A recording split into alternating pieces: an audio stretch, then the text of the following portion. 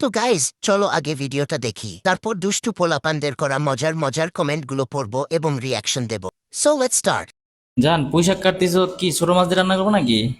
ছোট মাছ দেখছি, ছোট মাছ শেষ হয়ে গেছে না, শুধু আলুতে চটচড়ি করব। ছোট মাছ শেষ হয়ে গেছে? হ্যাঁ, নাই তো, নাই তো ছোট মাছ দিয়ে চটচড়ি করতাম। তুমি আমাকে বলবে না যে ছোট মাছ শেষ হয়ে গেছে?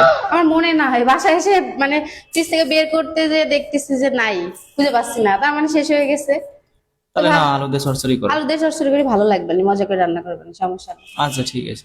आइए देखते हैं बैठचंद मजा आएगा। এত বড় দুইটা লাউ থাকতে ছোট মাছের দরকার কি?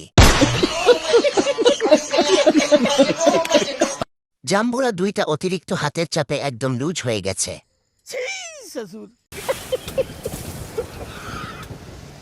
আমার কাছে বড় টাকি মাছ আছে, ওইটা দিয়ে খাওয়াবো।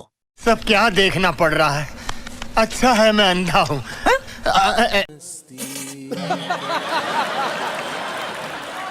পুঁইশাক দুধ দিয়ে রান্না করবে। बात तो सही है। আরে বাপ রে!